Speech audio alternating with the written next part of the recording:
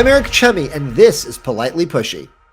Welcome to Politely Pushy. I'm your host, as always, Eric Chemi. Today, we are talking about the RSA Conference, where marketing budgets can go to die if you do it wrong, where meetings can waste your entire day, where keynotes can be forgotten if you're not in the right one. So we're here to steer you on the right track. We've got Byron Acohido, Larry Magid, Christina Knittel. They're here from different perspectives: journalism, corporate, cybersecurity, personal security. They're going to help us figure out what's hype, what's not, how do you want to spend your time, and the good things and the bad things about the conference. What is it? How can you make it effective, get some real ROI out of it? And how can you avoid making some big rookie mistakes that a lot of companies, a lot of people do? So thank you so much all for joining us. I know it was very hard to get this scheduled, and it was very hard to actually hit the record button before everyone's devices started to flip out here. So I'm going to start, Christina, I'm going to start with you. You represent the corporate side. All those badges of conferences past there in your office. When you think of RSA, how do you think about, like, for your company, how do you get ROI?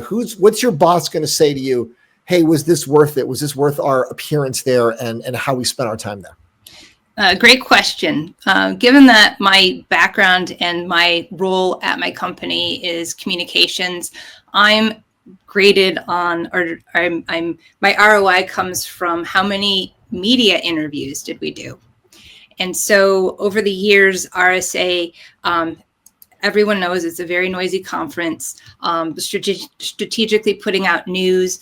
Sometimes it can get lost in the shuffle. So RSA, a lot of journalists who attend RSA do paid opportunities nowadays. So it's an earned and paid route for any communications teams. So it's how many interviews you get, and did our message pull through in those interviews, in the results of those interviews, and those the coverage results. So you need people like Byron and Larry to find your stuff interesting. You need them to say, hey, I'm going to spend my time at your booth with your interviews and not somebody else. You know, Byron or Larry, both you jump in. How do you determine how you're going to spend your time? Do you have a plan beforehand, or do you just go and say, hey, I'm just going to wing it, walk around and see what's interesting to me? I've been to several of them. And what I remember about RSA is this incredibly eclectic mix of people, from kind of almost counterculture to kind of spooky government, security folks. And I love that. I love the diversity of the people there. And that, to me, is the conversations that I have in the hallways, what I really get out of RSA, and just meeting people with very different perspectives on the world. Yeah, thanks, Eric. Yeah, I've been going for over 20 years. Yeah, so I see RSA from the journalist perspective, kind of I'm looking at a different angle than Christina. I'm actually looking at the audience. So Christina, the corporate, is part of the audience, and the people they're trying to communicate strategically with is the other part of the audience, the customer prospects. So it's really, a lot has changed, but the core thing has not changed. It's about communication. It's about storytelling, because it's such a dynamic topic that touches everything, cybersecurity. How much fluff do you think there is on the technology trying to get to the stories, right? Because companies like Christina, the technology is very good, right? But it's hard to know unless you can tell a good story. But then from the Byron and Larry point of view, there's a lot of good stories where the technology might not be that good. So how do you suss out the fluff? How do you suss out 50 Christinas floating around out there, all trying to get you to say, hey, talk to me, but there's no way for you to really prove it because you're not going to download the software. You're not going to buy it. You're not going to install it. How do you really suss it out? What is it, a gut thing? Is it just a, hey, someone else referred me to you? Or how do you figure out that this is the truth? This is something I want to spend time on. Don't be shy. Nobody wants to give the truth. Oh yeah. Again, I think it's what perspective is it? Is it who's the audience that you're trying to reach? So it's both sides, right? The attendee who's going to figure out what he needs to know for his company, and how they need to spend their budget and plan going forward is asking those questions, right? The vendor should be asking questions to find that person and find out what they need to hear, what help they will find useful that will, therefore draw their attention toward the space and toward that vendor. It's fascinating. Like I said, I've been going for over 20 years. The topic has gotten more crazy and complex, but the fundamental strategic communication struggle is the same. So I don't know if that helps. Christina, you weigh in, because you're coming at it from the perspective of trying to, right? Of course. You're trying to get your message out. You're trying to, like you said, you're trying to get as many eyeballs as you can. Yeah. Okay? But it's the correct eyeballs is the point, right? Right. Well, it's not a not so secret sauce, but when product announcements go out, you generally always want to have a customer reference to talk about it, and then also an analyst reference to basically vet it. So it's not just us as a company. DigiCert says this. Any company does this for a proper product announcement. Reporters really rely on the third-party validation to help them vet what's news and what's not news. So that's my advice on that. As far as to help a reporter vet through all the news, have everything in there. Have your third-party references. Even if they're not mentioned in the press release, have a list of here are your third-party folks that you can tap to get a quote. Don't take it from us, take it from these people. So there's always that. But it is a really good question, Eric, because if dare I go there already, but quantum is something that we've seen over the last several months with these quantum advancements. And it's very timely, because now I see some of the quantum thought leaders saying, hey, let's create a rule that you need a few weeks to vet things before you can actually announce that you've advanced your quantum chip. I'm not going to say this who and specifically this is in reference to, but I think we're at a really exciting time with this technology. And I think, quite honestly, it's so new and somewhat nebulous to a lot of people, even tech reporters, that they take it from the company and report on it because it's new. It comes from a credible source, which is the company that put it out, and they want to report on it. So I think there's a lot of that going on right now, and it's all about time, right? How long does it take to get it out into the public so that you can establish yourself as the world dominance of quantum? And that's, the race is on for that for sure. Who can be the first?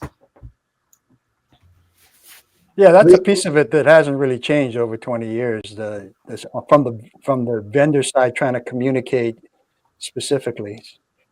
Larry, you've been quiet for a couple minutes. You're hearing this. Do you agree? Do you disagree? Do you feel like, hey, a lot of times these big companies are missing the point, right? A lot of this is like, how do we affect real people in the real world? And this is all, corporate talk. Yeah, no, it's funny. While Christina was talking, I was actually glancing at an article I wrote about a prior RSA conference that I attended, and you looked very thoughtful. I was thoughtfully reading my own article from a few years ago, and of course, as a columnist, I'm not a reporter. I'm a columnist, and there's a difference. I'm not there strictly to impart what happened. I'm there to impart an interpretation of what happened. And as a columnist, what I care most about is things that ultimately affect normal people, average people. So, Christina, you talk about quantum. If I were to talk about quantum, I would have to translate that into what does that mean to you when you're at home, maybe at work, maybe in the car, maybe going out for a walk, wherever you're using a device these days. It could be literally anywhere.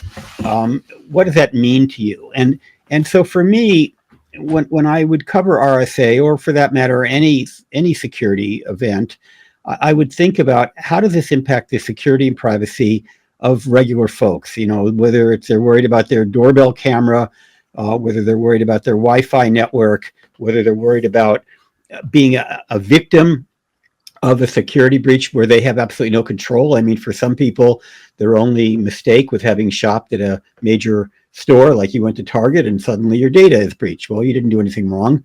In fact, I tend to liken computer security a little bit like air travel, which, despite a few accidents lately, is fundamentally extremely safe. If you get into a plane, despite right there, despite that, if you get into a plane, you're making a decision. I'm getting into the plane, and you understand the risk is extremely low, but you understand it. And God forbid if something happens, then you would be a victim of that plane crash. But there could be a person walking down the street, minding their own business, never having any relationship with an airline, and a plane falls on top of them. It happens extremely rarely, but it has happened. And I think that's similar to the whole security system. Is you can be a player. Most of us have devices, of course, but you could simply be a human being who is impacted by a security breach at some government agency or company or university for which you have a relationship, or in the case of the Experian hack, a company to whom you haven't deliberately created. I mean, we all are related to Experian because it has information on us, but I'm not an Experian customer. I've never given them any information. But you never volunteered anything to them, but they have it anyway. They have it anyway. Yeah. So that is almost like, again, walking down the street and having a plane fall on you.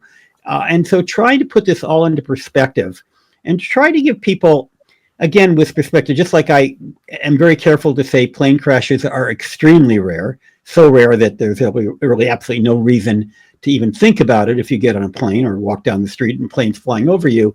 We need to put in perspective what is the risk when it comes to security, because when you're at RSA or when you talk to security experts, you're swimming in that pool. You're swimming in a pool where everybody is focused on risk and what the risks are.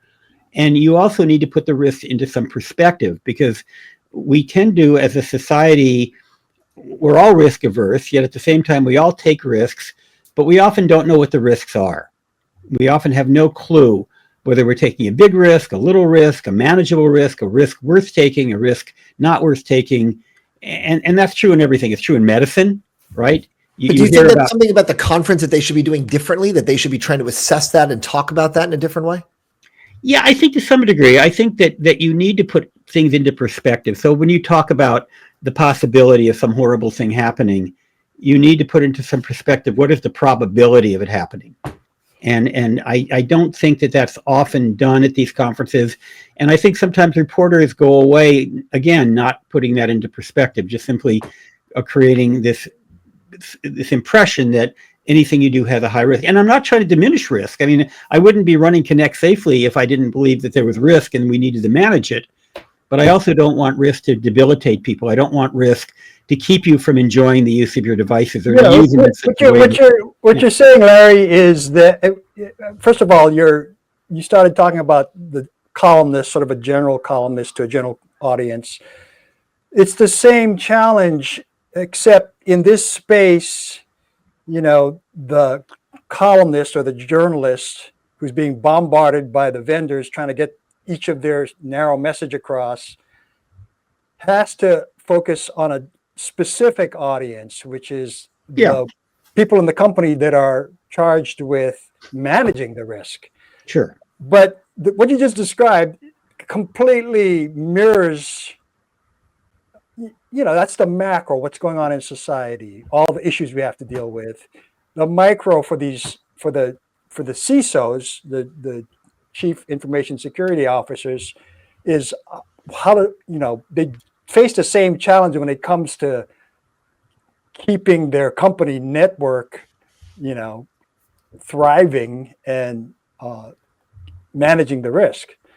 So it's real simple. I think it is about context and understanding wherever you sit, whether you're sitting in Christina's seat trying to pitch or whether you're sitting in my seat trying to filter through the pitch.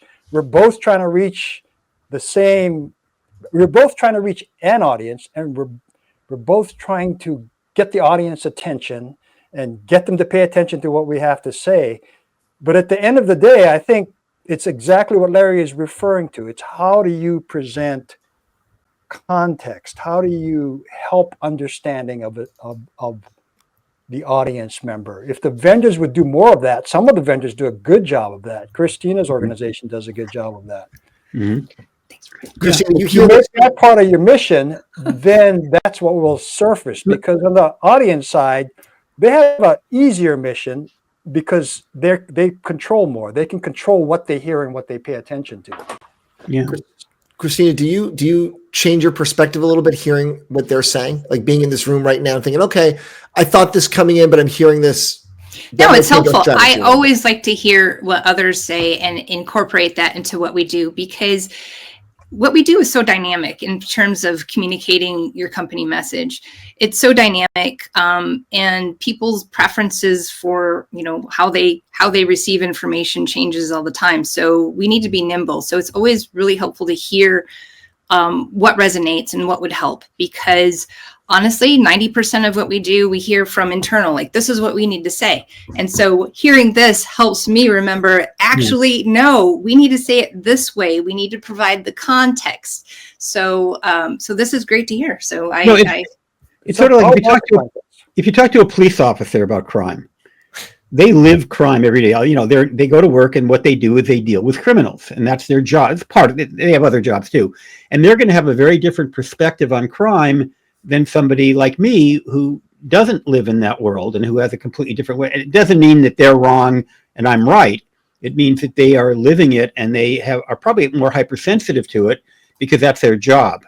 And so for example, the reason I bring this up is I have given talks and I've shared a podium with the police officers, and often they will give a report about the dangers of the internet, for example, because they have seen firsthand horrible things that happen, because again, they're the ones you call when a horrible thing happens. I see things from a different perspective, and it's very useful when we're on the panel together for them to, they'll project their analysis, which tends to be a little scarier than what I do, because the way I see it differently, and they're both important, and you can't ignore either. Byron, you're going to say something. Oh, I just had to think where to jump in here. I think if the world, the world we live in obviously is highly dynamic, shifting, crazy things we have to pay attention to that 10 years ago, 20 years ago, we didn't have to pay attention to. The same holds true for companies trying to operate their networks. Marketing and public relations fundamentally is the same framework that it has been for 30, 40 years. So when you go to a conference like RSA, again, it depends on where you sit. Are you trying to get a message out strategically, or are you there to try and listen proactively through all the noise? And I think what's happened, we haven't even talked about this, but Larry and I are both in the area where the medium has the venues for getting the message out, the publications, if you will, has changed dramatically, like everything else, right? So for sure. There's fewer independent journalists, right? People who are part of a big organization, a big newsroom, then they're independent. They've got their own things. Right? You guys know about what that path is like. Does that change the perspective of, hey, I'm more free to do what I really want to do as opposed to what an editor's telling me to do, or I'm not beholden to an advertiser. I can go maybe say something negative that I wouldn't have said before. Do you feel like that people who are more independent, which we're seeing now, actually gives more honesty? Is it giving a better opportunity for companies to get their message out there, or is it actually making it more difficult? Depends on you define independent. For example, so many of the bloggers accept something from the vendors, whether it's equipment that they take and don't return, or whether it's money. So they may be independent in that they don't have an editor to report to, but they do have a relationship with the vendors they write about. Now, I'm not saying that's necessarily going to make what they say, inaccurate, but it's a factor. I actually have an interesting situation where most of my career, I have either written for or broadcasted for very large companies, starting with the LA Times, then the New York Times, now the Mercury News, for 20 years, CBS News, very large companies, but I've operated as an independent contractor. And so I haven't had an editor over my shoulder telling me what to do, but at the same time, I've had a big corporation that holds me responsible. And obviously that has an impact on what you do. But there's many ways to present information. The problem with bloggers and social media and vloggers and all that, again, is that they may have very good reputations, in which case you can trust them. They may have no reputation, in which case you have absolutely no idea whether you can believe them. Or in some cases, they may have a bad reputation.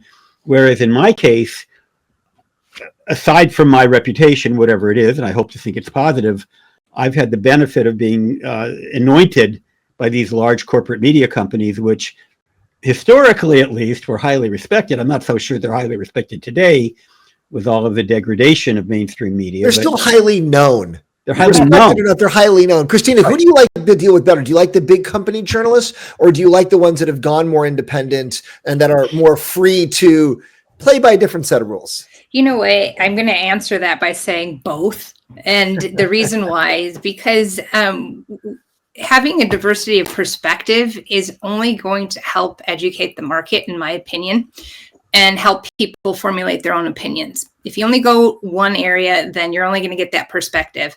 Sometimes you need the scrappier, the hungrier bloggers, because sometimes the big houses, the big names, don't know who you are, or they don't know your message, they're not familiar. And so, but they read other stuff. And I always say this, like, you need to start here in order to get here. So working with some of the smaller, scrappier bloggers who may give you more than a few minutes to get your message across, it starts there. You need to start somewhere. And some of the unknowns eventually become known over time. And so I like to do both, go after both. I'm curious. Go ahead, Byron. Go ahead, Byron. To sharpen the landscape a little bit, first of all, there are way fewer big marquee journalists at big familiar media companies. For that matter, there's way fewer respected trade journalists in technology. Mm-hmm. Yeah, that's true. So I lived through the whole thing, right? I mean, I worked at USA. How I got into this was I worked at USA Today. I went over there in the year 2000 to cover Microsoft because I was a business reporter. I ended up covering Microsoft for 13 years. So that whole cybersecurity, that's when I started coming to RSA. That's why I started coming to RSA. So that has all gone away and has all morphed. And we're talking about it in sort of as an afterthought here in the epilogue, but it's worth pausing to discuss what it has turned into. It's turned into the big media companies are still there. They're not paying that much attention the way they did and the trades did in the 2010s, up to 2015. A bunch of quote scrappy bloggers I wouldn't consider myself scrappy yet, but I'm in that general pool. There's Brian Krebs from who was at the Washington Post, who now he's doing his little narrow thing. Paul from Security Ledger came from the analyst side from Yankee Group. So yes, there are little things. And so what's happening is, like I said earlier, the marketing 101 has not fundamentally changed. So people are still in one sense living as if it was 20 years ago. But the audience that's going to hear these messages to RSA, they are already getting their information from their own sources. That whole thing has changed as well with social media and LinkedIn's presence and so forth. So I think getting back to the original point is you can push all that aside, and it's all about context and understanding what's happening today in the news to affect how risk is changing. And if you do that, for instance, you're going to see it surface at RSA. You're going to see AI, obviously, right? That's a no-brainer. AI versus AI. AI used by the good guys. AI used by the bad guys. You're going to hear geopolitical impact on compliance, right? So that's because the world, the global geopolitics is shifting under our feet here in the I US. was going to ask you, you're talking about these topics. What is the topic? And I want to ask everybody, but I'll start with Byron because you're on it. What are the three topics, one that you're most excited to hear about, that you're least excited to hear about? And then the third is which one is not getting enough attention that you think should be talked about more? So most excited, least excited, and needs more attention. It's for you, Byron. Oh, for me, I thought I'm going to ask everyone else, but I'll start with you. I'm interested in the impact of AI, the more Chat GPT, large language models, because everybody's seeing that, right? Everybody's seeing how Microsoft is trying to, and Adobe and everybody else is trying to push their Copilot onto them. I mean, so that's happening now. Change is happening super fast, and people are already figuring out, whether it's good or not. And then there's all the questions having to do with, how that expands the attack surface. In a way, things are happening much more rapidly than 5 years ago, or even 10 years ago. So that's when I want to see what people are saying. I don't know what they're going to say. I have a general notion. There's so much confusion that needs to be sorted. How do you can you really try to control plagiarism? I mean, that kind of questions like that. And, so if you take that as a flag in the ground, then all the other technologies like quantum security, cyber resilience, cloud security, all the people are going to be scrambling to connect to that message. Most of it's going to be awkward. Some of it's going to be good. And so it's the stories that connect the pieces in a way that get attention among the audience that this is aimed at. I didn't ask. That's what I'm expecting to see. And I'm really curious to see what our people bring to the show about that. What do you think is not being talked about enough, though? And then I'll go to everyone else. I think the same thing that has not been talked about, and I try to talk about it on my blog. I try to have it as a theme, which is, even though it's crazy as ever and gets worse every year, there are things happening to slowly and incrementally make the internet as secure and private as it needs to be. So you can connect safely, in the words of a person I know? Yes, especially in this environment that's so rapidly changing, and we're just, we can't stop the momentum of going to super massively interconnected networks and smart everything, of which AI is now making more intense. What about there are things going on, and Christina, you can jump in on this, right? That's the whole quantum discussion. So how do you tie the quantum into that? Mm-hmm. I mean, if you frame it as you frame that, you connect it to the bigger story, then people are going to hear and listen because it makes sense now, because you have the context that Larry was talking about.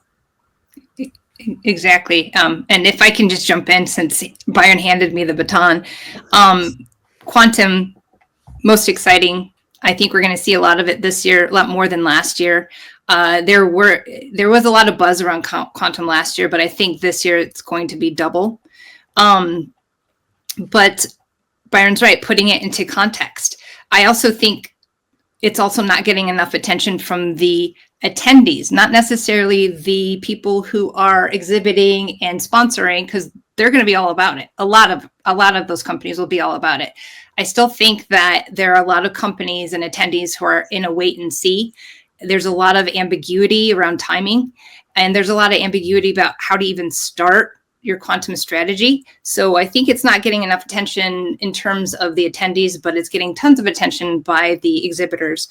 But one other thing that I think it's not getting a lot of attention, and it keeps coming up, and it's and this is in Larry's world, but phishing. I know that phishing, okay, that's something that's been around for a long time, but tell you what, with the AI bots out there creating really sophisticated phishing scams, people are still getting suckered into that. And it's still an ongoing problem. And it's still something that belabors a lot of consumers, and so that's one more thing. I mean, in general, there's a lot of technical innovation that's amazing. We could fix this technically. That's not the problem. And I think the regulators and the industry groups recognize that, but there's this tension, right, over regulation, which is now having to weigh in more versus the industry figuring out what standards they need. So I think that doesn't get enough attention. And that's what I was referring to. There is incremental, steadily moving forward, positive things going on, which is why the thing has held together to this point. But AI really is going to accelerate things. It's going to accelerate, the coming and leveraging of quantum. But quantum's just one thing. I mean, if you sat here, you could make a list of 25 things that are major in terms of how things are changing. So picking up on what Christina was talking about phishing, I actually got a phishing attempt on me the other day, and it was incredibly realistic, incredibly tempting to tell us more. I can't even remember what it was, but I think it was a quote from AT&T trying to get me to log in to do something. And the only way I knew it was a phishing expedition was because I was able to see the URL. The web address was not att.com, so I knew it was a scam, but it was very realistic. And it, because the way they used to say, oh, look for typos, things like that. Well, clearly the people who do the phishing have gotten better. The other thing I want to, in terms of Eric's question, I have two things I'm looking at from RSA. One is sextortion, which is for young people, especially young boys, teenage boys or prepubescent preteens. And as I suspect many of our audience know, but maybe some don't, it's when a boy gets a solicitation from what they think is a girl about their age. Typically a girl, could be boy on boy as well, or girl on girl, but they say, they get it and they say, I'll send you a nude picture if you send me a nude picture. And of course, it's really not a teenage girl that they're communicating with. It's a criminal from somewhere in the world of who knows what gender. And if you don't send them money, they say, if you don't send us money, we're going to send this picture around, give it to your friend, your family, your school, etc. And it's a form of extortion, and it's growing very rapidly. So that's one area. But in terms of RSA, what I'm particularly interested in is, I think, Byron, you made a comment about the changing geopolitical world. It really is changing. And it strikes me, especially in the United States, but perhaps in some other countries as well, that we're seeing the government pulling back on regulation. Obviously, the Trump administration has already said it wants to cut back on regulation of AI, but we're also seeing other regulations being pulled back. And we are also seeing some corporations pulling back. Meta, for example, which is one of Connect Safely's major supporters, has publicly said, Zuckerberg has publicly said, that they're abandoning professional fact-checking. They are replacing it with community notes, and they're changing their moderation, especially when it comes to hate speech and things of that nature, which puts the onus more on individuals. And so what I'm curious with RSA is what is the profession going to do when there are fewer and fewer government resources? In fact, talk about cybersecurity. The federal government, I don't know what Elon Musk and others are doing when it comes to all of the various federal agencies that are out there that have been protecting us or working to protect us. I assume that some of them, that they're all going to get some kind of a haircut in terms of staff, and some could get obliterated. That scares me. And it means someone has to pick up the challenge, or the rest of us are going to be sitting ducks for all sorts of attacks. And it's not just cyber, it's also FDA and FAA and all of the agencies that are out there that protect us from various forms of harm. Before we go, as people get ready for the conference, if they're still listening this deep into the podcast, let's get them some good advice. Just quick hitters, Christina. What's the one thing that someone should do to make their conference time worthwhile, and one thing they absolutely should not do, a mistake to avoid? And then I'll ask the other two, just from your perspective, corporate perspective. From my perspective, if I were to give advice to a communications professional, I would say start early. You should have already booked your interviews a month ago. Start early. There are a lot of companies vying for that time with journalists. RSA has Broadcast Alley now. All of those dance cards are being filled right now. So start early. That's my biggest pointer for somebody in communications. And presumably not doing that is the biggest mistake you can make at the conference, I assume. Correct. I'm trying to get interviews on the show floor. No. Just forget it. Forget it. Byron, real quick, the number one piece of advice, something to do and something absolutely not to do, whether it's for companies or for other journalists. Be tactical and selective ahead of time. I mean, it's like, imagine if you're going to Comic-Con, you can't do everything, right? You're going to have to pick which keynotes or which side presentations to go to. I mean, there is so much. I mean, this is the Super Bowl of security conventions. So definitely pick one keynote that you want to. It doesn't have to be the main one, because you can see that afterwards, but pick the one that most resonates with what your mission is to go to this conference. The big takeaways you're looking for is the way to. That's a good point. The big ones will be recorded, put up later. So maybe go to some of those offbeat ones. And by the same token, be selective about the after hours events. There's a ton of those too, and they're definitely worth going to.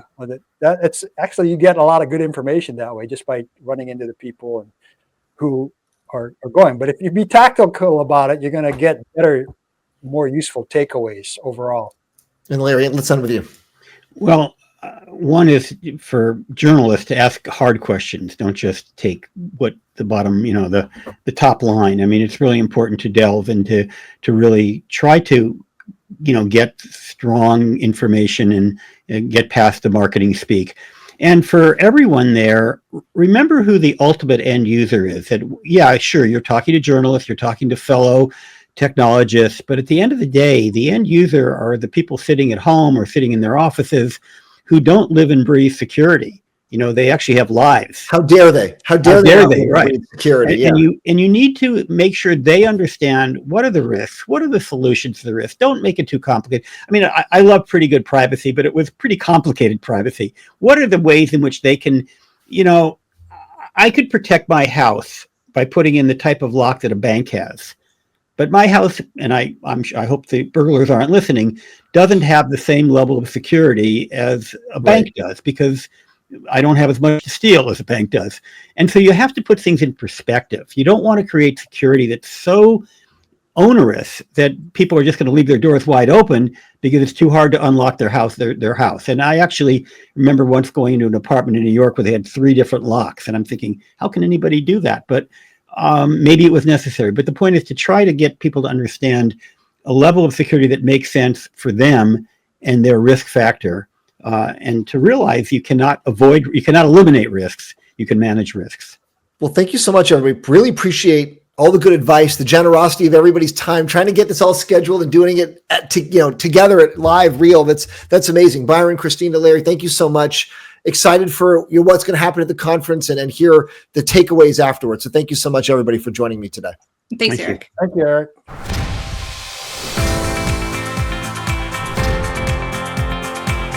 Thank you to my guest, and thanks for listening. Subscribe to get the latest episodes each week, and we'll see you next time.